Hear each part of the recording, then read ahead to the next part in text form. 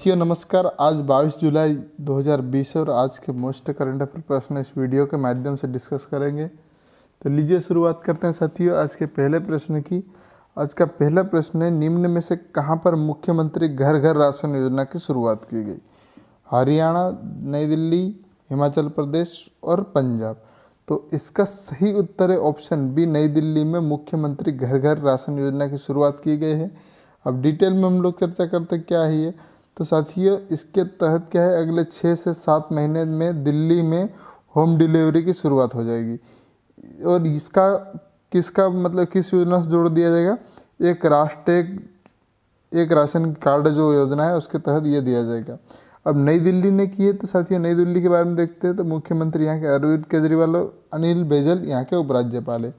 देखिए नई दिल्ली क्या है, केंद्र शासित प्रदेश भी है। तो इसको संविधान में किस अनुच्छेद में इसका प्रावधान है यह भी हम लोग चर्चा कर लेते हैं साथियों। तो देखिए भाग 8 में संविधान के, जिसमें संघ राज्य क्षेत्र, संविधान के अनुच्छेद 239 से 242 में दिया गया है इसका प्रावधान। तो इसमें क्या है, देखिए ये 240 लिखा गया, जो मेरी गलती है, इसको 239 ए लिखिएगा क्योंकि यह इसमें 239 ए में लिखा गया।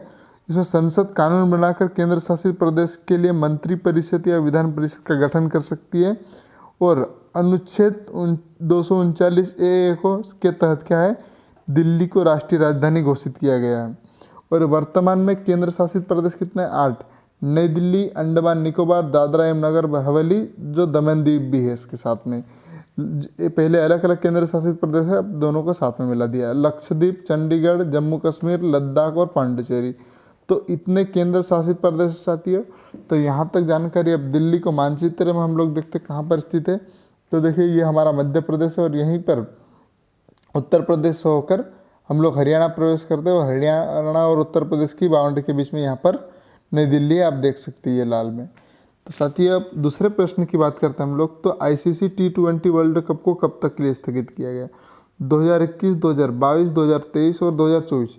तो 2022 तक के लिए जो ICC T20 वर्ल्ड कप को स्थगित किया गया है।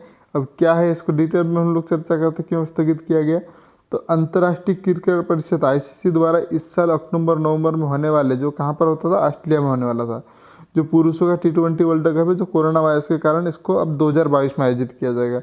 अब देखिए जो 2022 में भारत में वनडे विश्व कप आयोजित किया जाने वाला था उसको 2023 में कर दिया गया है।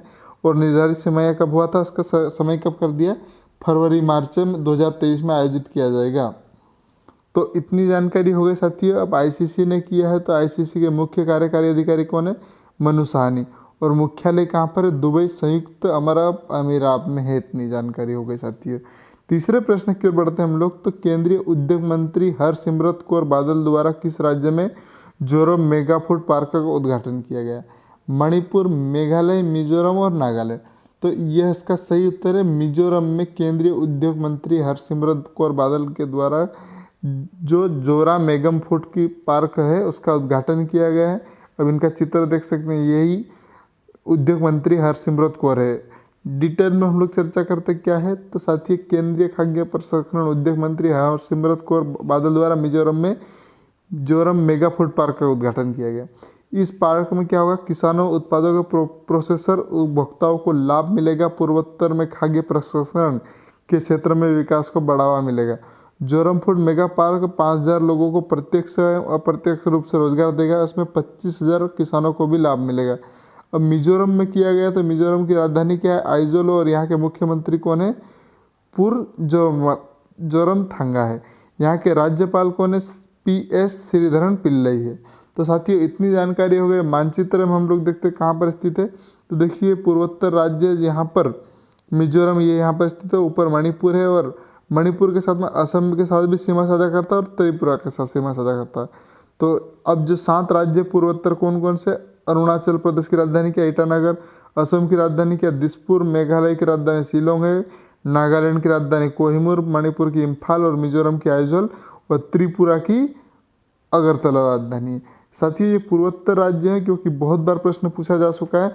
और दूसरे उसके बाद करते हैं हम लोग। तो जो तेरतावा नेशनल पार्क है मणिपुर में स्थित है, तो ये प्रश्न भी पूछा जा सकता है।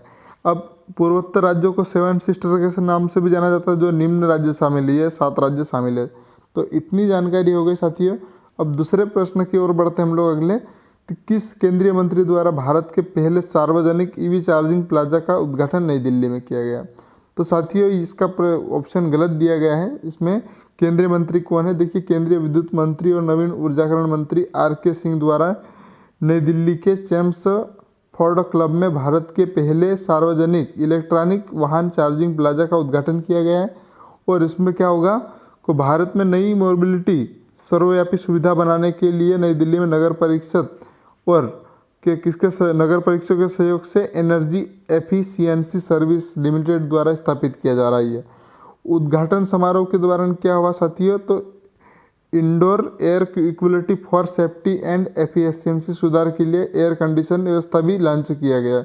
इससे क्या होगा, जो देश में खराब वायु गुणवत्ता में सुधार करने के लिए स्वास्थ्य के लिहाज से हरित और बेहतर बनाने के लिए लॉन्च किया गया। किसको किया गया?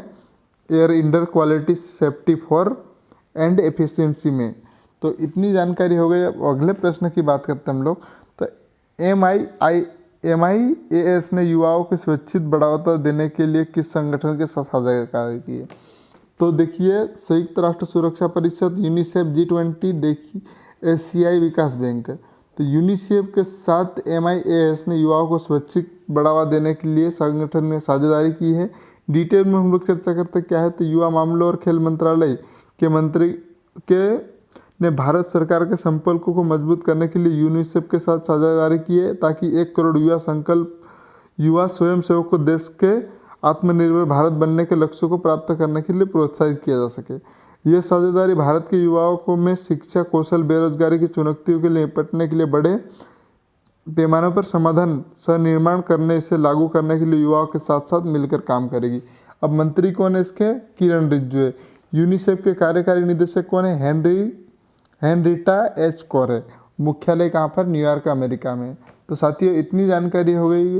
अब 6वें प्रश्न की बात करते हैं हम लोग। तो किस राज्य के राज्यपाल लालजी टंडन का निधन हो गया? तो ये मध्य प्रदेश के राज्यपाल थे। इनका हाल ही में आज ही निधन हुआ है, कल, मतलब 21 जुलाई को इनका निधन हो गया है। तो इनको डिटेल में हम लोग चर्चा करते हैं। तो ये क्या था, इनके बारे में देखते हैं हम लोग। मध्य प्रदेश के 28वें राज्यपाल थे, इनका निधन हो गया और इनका इलाज करा रहा था लखनऊ के मेंदत अस्पताल में। इनका जन्म 12 अप्रैल 1935 को लखनऊ में हुआ था और शिक्षा इनकी लखनऊ विश्वविद्यालय से स्नातक की शिक्षा ग्रहण की। 1952 में ये जनसंघ के सदस्य भी बने, जो संस्थापक सदस्य के रूप से जाने जाते हैं। तो साथ ही अब ये राज्यपाल है, तो इनके बारे में भी देखते हैं कि राज्यपाल का संविधान में कहाँ प्रावधान है।